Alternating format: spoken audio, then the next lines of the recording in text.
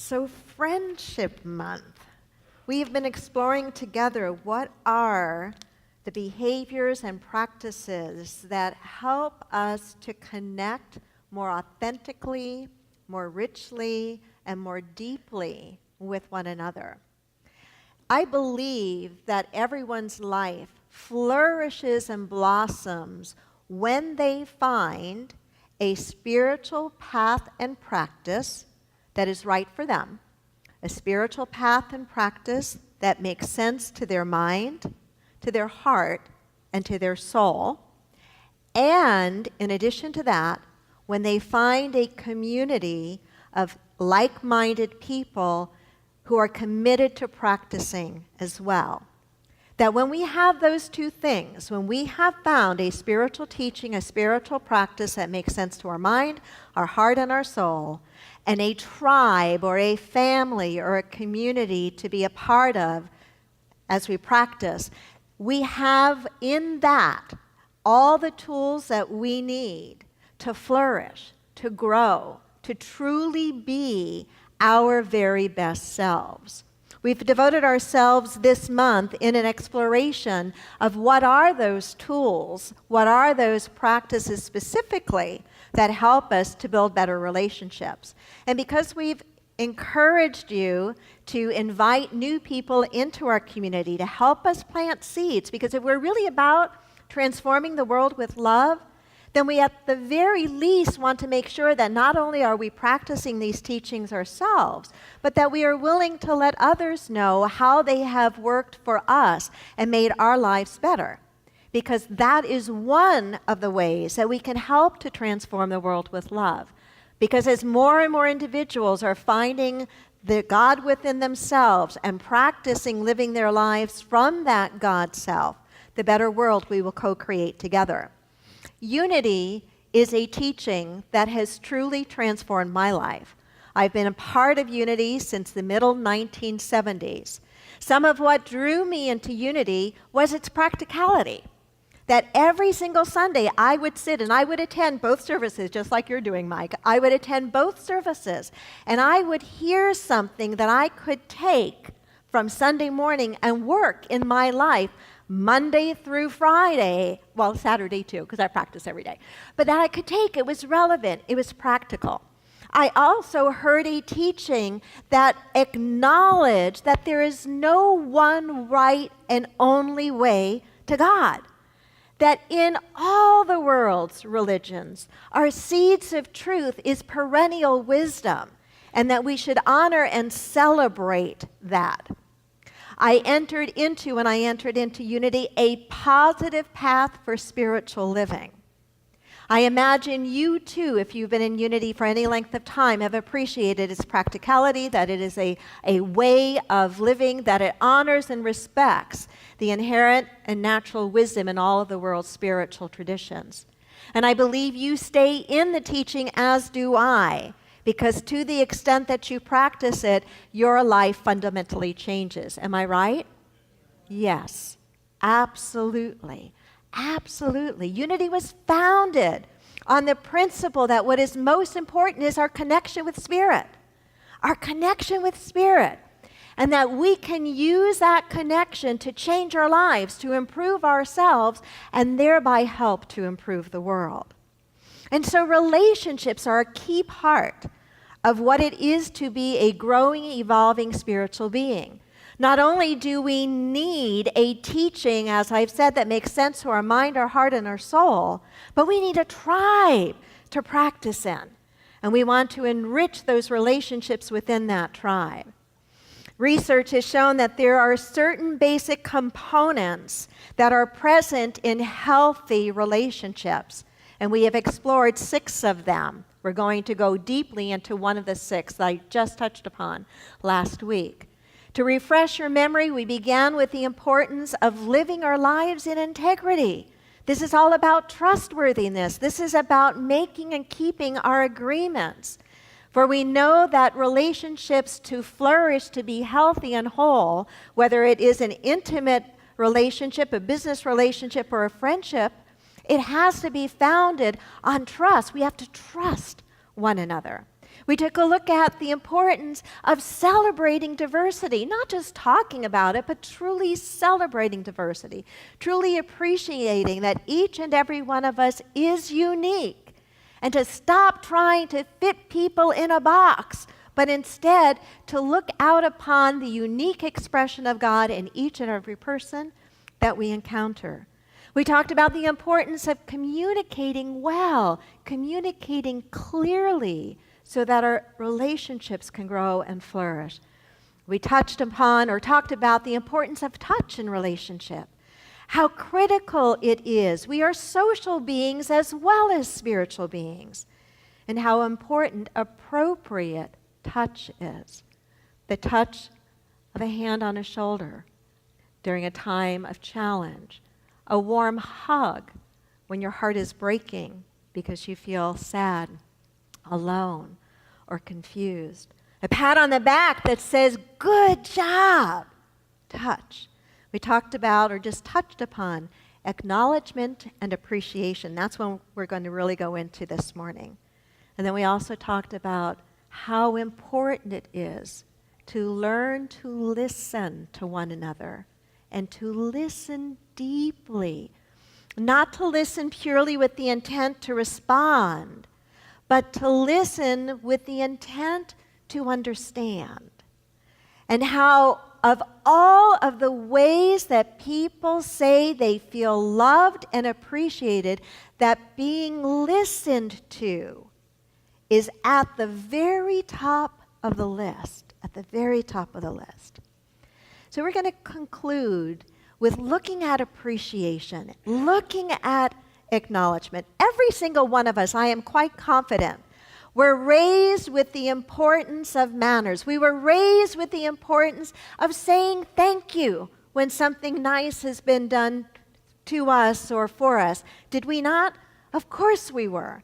To show our appreciation verbally, to show our appreciation with simple notes of kindness and love and appreciation. Here's a bit of appreciation trivia that, unless you were here at first service, I suspect you don't know about. What do you think was the most expensive thank you note ever written? Any idea? It was a thank you note that cost $200,000. It was a thank you note written by Yoko Ono after John Lennon, her husband, died. She got from all around the world thank you notes and appreciation notes for the impact that his music had had on them. She got memorial notes and notes of sympathy, so many from all around the world that she knew there was no way she could possibly say thank you for the tremendous outpouring of genuine love and care and concern and support. So she decided to write a full-page thank you note and take out an ad, a full-page ad in all of the major newspapers around the world to express her appreciation. We desire, as social beings, we desire being acknowledged and appreciated. It is sad to me that the church, I think, in many ways, has done so much harm to so many people. Instead of helping to appreciate the God within each and every individual, there is so much in church that has done exactly the opposite, that has been shaming and blaming and guilt-producing, humiliating or disenfranchising. Who grows into their best selves in that environment? No, we don't. We grow into our best and better selves when we are loved, when we are appreciated, when we are encouraged to let our light shine and to deal with those parts of our personality that are rough edges and to rub them out and to deal with them, but not to be shamed. One of the fundamental teachings of unity is that we are born in original blessing, not in original sin. There is nothing inherently wrong with any one of us. We were born right the first time. And as soon as we really get that, we get that we are meant to shine. We get that each and every one of us is a beloved expression of God, and that we value the uniqueness in each and every one of us. Appreciation. To appreciate yourself, to appreciate another, to never let an appreciation go unspoken. Hal Dunning, one of our members, casually made that statement to me one day in the receiving line, that he has a practice, he will never let an appreciation go unspoken. That grabbed me, that statement. I was challenged by it. It's a beautiful invitation to never let an appreciation go unspoken. So often you and I appreciate so much more than we verbalize. What would it be like if we never let an appreciation go unspoken? Whether it is with the clerk that is waiting on us, a barista making our coffee at Starbucks or Sangha Cafe, or the person that is checking us in for our physical, or whatever it may be, that whenever we feel any appreciation whatsoever, that we speak it. Why is this important? Is it only important for what it does to the other person? No. There is so much research that has come out of the Institute for Heart Math since they were founded in 1991 that documents the measurable effect of a person in the state, the practice state of appreciation. That when we pause to connect with the heart and to feel volitionally, which means it's not dependent upon anything happening external to us. When we pause to connect with the heart and to sustain a genuine feeling of appreciation, that we shift our physiology. That's powerful. We shift our physiology. We lower the stress-producing hormones. We boost the immune system.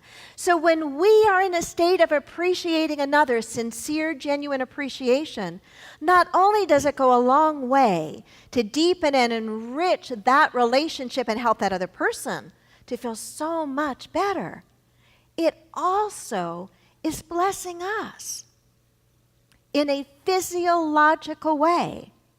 But the benefits don't end there either. Their research has shown that what happens when we move into a state of appreciation, I'm going to ask you to do that right now. Keep your eyes open. Just be aware of your heart. Still engage your mind and listen as I'm talking to you. Call into your awareness someone or something that you genuinely appreciate. It could be a pet, it could be a place, it could be a piece of music, it could be your partner, it could be a child. Everybody have one? I'm sure you do. Now, as I'm speaking to you, I want your attention placed in the area of your heart with your eyes open, and just feel in your body the appreciation you have for that person or that thing, okay? Just feel it. What happens when we do that is measurable. The physiology changes, but what also happens is the heart moves into a state called coherence. And when the heart is in a state of coherence, where heart rate variability is smoothed out, not only do we have beneficial physiological responses, but the mind becomes clearer, and we more easily can engage with or connect with the intelligence and wisdom that is already present in us, and we can connect with what you and I would call intuition much more quickly and much more easily. And just in case you think that the work that comes out of the Institute of Heart Math is just about feel-good spirituality, let me put your mind at rest about that. The work that they've done, the reason they don't use the spiritual language that you and I use, is they have wanted to teach the power of appreciation to the mass public, not just people who feel comfortable with the God word. They want to be able to take it everywhere to help shift in measurable ways the physiology of individuals, as well as what happens then when people are in a state of appreciation, a state of coherence. Their relationships and interactions with each other are much better, much more mature. We engage what's called emotional intelligence. And so their techniques and practices, which we do, and it really is a part of every prayer and meditation technique for that matter, have been taken to the military, have been taken to hospitals, have been taken into public schools, have been taken into the prisons. Most recently, that I'm aware of, they are working with police forces around the U.S. to help police officers be able to move into a state of heart coherence by practicing appreciation so that their stress levels drop, so that in those very critical situations, dangerous situations they will often find themselves in, that they are able to be centered and respond peacefully, not respond in a way that is coming from coherent and clear thinking instead of emotional reaction. This is powerful stuff. This is powerful stuff. And what is beautiful about this practice of appreciation is that as we begin to get better skilled at being able to move into a measurable state of appreciation, we change ourselves. And you've been in metaphysics as I have been long enough to know that when we change as an individual, what happens to everything else in our life? It changes as well, right? We know that life is not about trying to get everything arranged right out here, and then once we get it all figured out here, we can go, oh, okay, fine. Because it doesn't work that way, does it? Have you ever tried to change another person? Okay, I rest my point. But have you tried to change yourself within a relationship? Of course you have. And as soon as you change yourself, the relationship has to change. I'm not saying it always turns out to be a perfect relationship, but the relationship will change when you change. That dynamic is exactly the same in our relationship, whether it's with another person or situations in our lives. When we change, everything out here begins to shift and change. So I've said to you that it is so important in our individual growth and unfoldment that we find a path, a teaching that speaks to our mind, our heart, and our soul, and that we commit ourselves to the practicing of that teaching, but that we also connect with others of like mind and heart. Why? Why do we need others?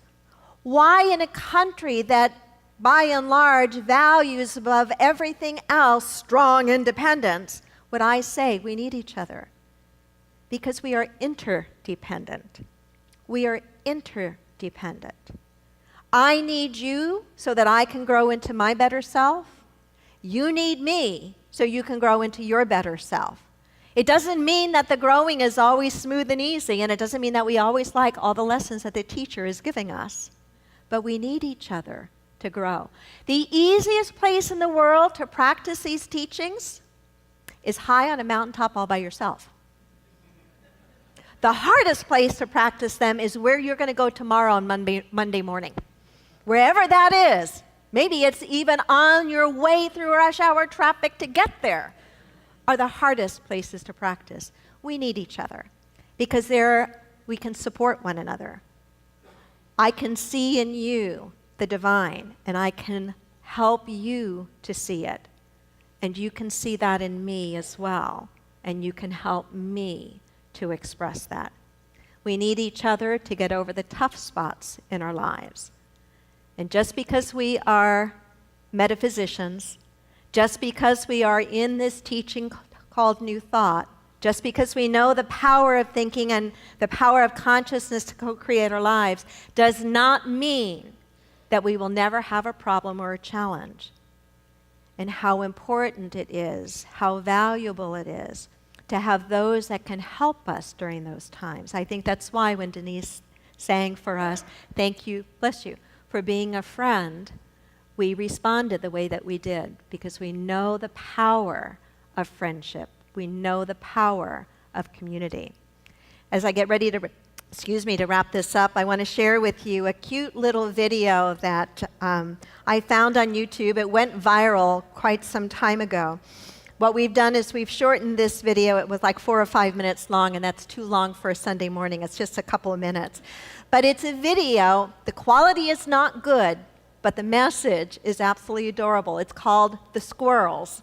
It was something that was captured on someone's iPhone at UCLA, and it is all about, to me, it is all about working together and supporting one another up and over and through and beyond the challenging times that we experience from time to time. So if we can have all the lights down, and then click the video.